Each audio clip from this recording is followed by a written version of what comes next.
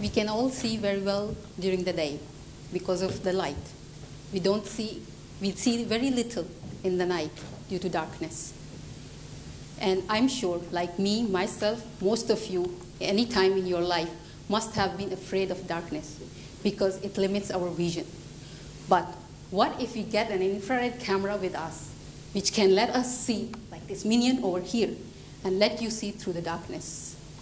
These infrared cameras are not only used by military for the border protection and safety and during the warfare time, but we need all these security and safeties in our home, in our workplaces, while walking in the crowded and narrow streets in Istanbul, while driving on the forest, or even to see if your food is cooked in the microwave. But how does that work?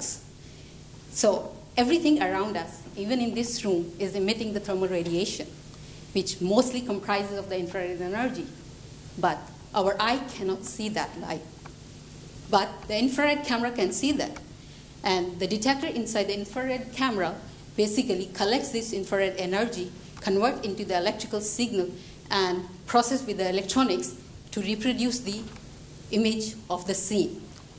The quality of this infrared image mainly depends on how well your detector can differentiate between the temperature difference of the object present in that scene, which is, in other words, called as the thermal sensitivity of the detector.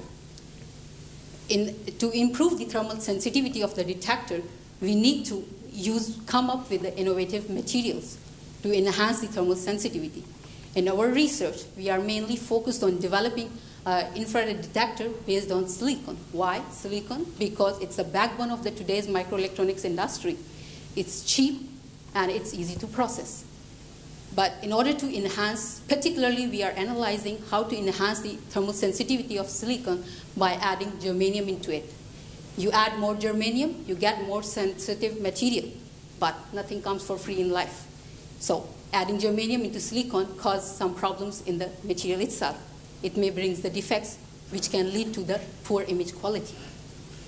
Well, so in my research, we are trying to analyze through simulation and device modeling and lab testing that how much amount of the germanium has to be added into the silicon in order to make a more thermally sensitive detector. Well, after all, who don't want to see the unseen and feel safe and secure? But be aware that we don't want to spy on our neighbors. Thank you.